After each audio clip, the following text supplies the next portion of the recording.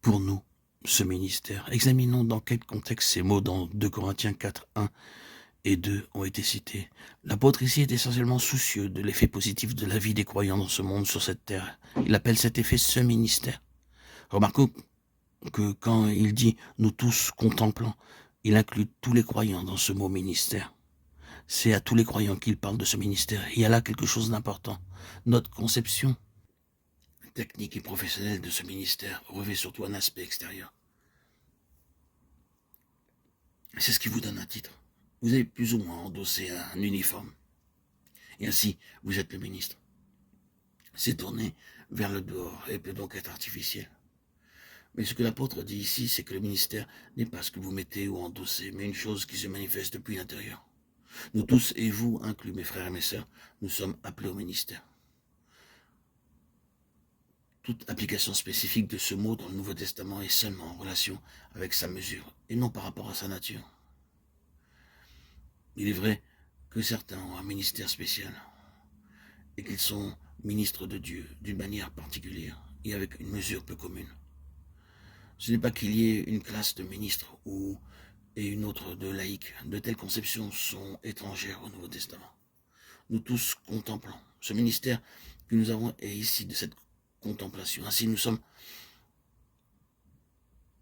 tous appelés au ministère. C'est de cette contemplation qu'est issu ce ministère, qui est seulement la conséquence de notre position devant Christ. Maintenant, qu'est-ce que l'apôtre dit de tout cela? Il dit clairement que la personnalité et le ministère doivent être un. Combien c'est pénétrant et significatif. Le ministère ne doit pas être une certaine chose. La prédication, l'enseignement et tout ce que peut être appelé le ministère. Une chose qui serait faite tandis que l'homme lui-même serait différent et qui laisserait la personne en dehors de cela. Ce que Paul dit catégoriquement ici, c'est que quand vous rencontrez un homme ou une femme véritablement rempli de l'esprit, gouverné par l'esprit, ce qu'ils disent procède de leur vie. C'est une partie même de leur vie.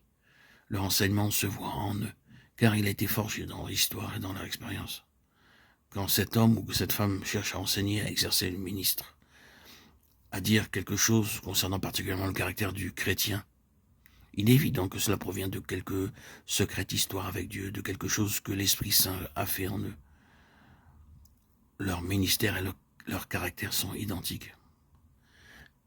C'est très important et indispensable. Et c'est la raison pour laquelle l'Esprit Saint est si méticuleux à l'égard du caractère, si soigneux concernant la personnalité de cet homme intérieur, de la vie intérieure.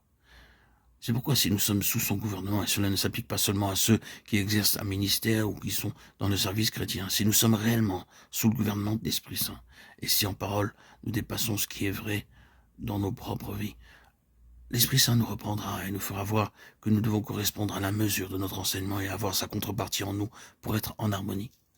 N'avez-vous jamais été repris en ces termes par le Saint-Esprit? Dis-moi, c'est vrai de toi ce que tu as dit là? Cette sensibilité est très importante. Et si nous sommes honnêtes, nous ne désirerons pas qu'il en soit autrement.